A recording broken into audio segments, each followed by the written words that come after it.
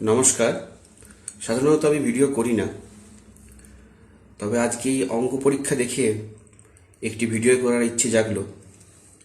কারণ কেন, আমি দেখলাম এবং আপনারাও সেটা দেখেছেন যে অঙ্ক পরীক্ষার 3টি কোশ্চেন সিলেবাস বহির্ভূত হয়েছিল। আর সেই 3টি কোশ্চেন সিলেবাস বহির্ভূত হওয়ার জন্য বোর্ড পরে একটি নোটিশ বার করে। সেখানে উনি কি বলেন, ওনারা যে আমরা তার জন্য এক্সট্রা 10 মার্কস দেব, কিন্তু একটি কন্ডিশন অ্যাপ্লাইড আছে। কি কন্ডিশন অ্যাপ্লাইড আছে? যে তার জন্য আমাদেরকে ওই স্টুডেন্টদেরকে সেই 3টি কোশ্চেনকে অ্যাটেন্ড করতে হবে, তবেই পাওয়া যাবে। এবারে আমার এখানে একটি প্রশ্ন জাগছে। দেখুন, আমার তো অঙ্ক সাবজেক্ট নয়, আমার ফিজিক্স সাবজেক্ট। তবুও যেহেতু ফিজিক্সের ক্ষেত্রে অঙ্কের আর কি একটা বিস্তর জায়গাটা কাজে লাগে, অঙ্ক ছাড়া তো ফিজিক্স চলে না। সেই সূত্রে আর কি বলছিলাম যে অঙ্কগুলি সিলেবাস বহির্ভূত হয়েছে সেগুলি অ্যাটেন্ড ছেলেগুলি করবে কি করে? প্রথম কথা তো এটি, ছেলেগুলির ওই অঙ্কগুলি ওই যে 3টে অঙ্ক আছে তার সম্বন্ধে কোনো আইডিয়া নেই। তাহলে তারা জানবে কি করে যে ওইগুলো কেমন করে আমি সলভ করব? তাহলে কি শুধু কি কোশ্চেন মার্ক দেবে, তাকেই অ্যাটেন্ড করা বলবে? প্রথম কথা।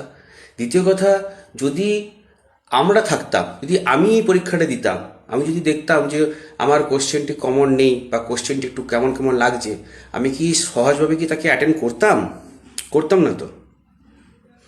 বা যদি বোর্ডেরই কোনো মেম্বার যদি পরীক্ষাটি দিতে আসতেন, তো সেটি কি অ্যাটেন্ড করতেন উনি? করতেন না তো। তাহলে কোন সেন্সে বলছেন যে অ্যাটেন্ড করতে হবে, যে অ্যাটেন্ড করলেই নাম্বার? আমি এটা আমার একদম ধাতস্থ হচ্ছে না, বুঝতে পারছি না। যদি আপনারা বুঝতে পারছেন আমাকে একটু কাইন্ডলি কমেন্টে জানাবেন। কিন্তু ঘটনা হচ্ছে যে এটা কেন হবে, মানে আমি এটা বুঝতে পারছি না যে অ্যাটেন্ড করতে হবে কেন। ছেলেমেয়েরা অ্যাটেন্ড করবে বা কেন? যখন ছেলেমেয়েরা দেখবে যে সমতল থেকে কোশ্চেন, তো সমতলের তার কোনো আইডিয়া তো নেই। তাহলে সে কি করে ওই কোশ্চেনটাকে মানে ভাবনা চিন্তার মধ্যে আনবে যে আমি করবো? তখন ও অপশানটাই দেখবে যে এই অপশানটা আমার কাছে আছে, অন্য অপশান, এইটা কোশ্চেনটা তো আমার অজানা লাগছে, অ্যাটেন্ড করবেই না, ও নাম্বারিংও দেবে না। তাহলে এখান থেকে তো কোনোভাবেই আমার অন্তত মনে হচ্ছে না যে এই কোশ্চেনটা অ্যাটেন্ড করার মতন ছিল। বোর্ডের উচিত ছিল এই নম্বরটি যথাযথভাবে দেওয়া। এবং দ্বিতীয় কথা, ওই কোশ্চেন যদিও না পারতো, যদি ওই কোশ্চেন যদি বোর্ড না দিত, তাহলে ওই জায়গায় অন্য কোনো অপশন থাকতো। তাহলে ওই অপশনগুলো তো ওরা তো পারতো, সেটা তো ওরা পারলো না। তাহলে নিশ্চয়ই এখানে ভুলটা কার ছিল? ভুলটা বোর্ডের আছে, পর্ষদের আছে। তাহলে সেখান থেকে তাদেরকে, বা কাউন্সিলের, যাকে বলি কাউন্সিলের আছে, তাহলে সেখান থেকে তাদের ঠিক করাটা দরকার ছিল এবং তাদেরকে মাসুল দিতে হতো, তাই না? প্রত্যেককে নম্বর দেওয়া দরকার ছিল।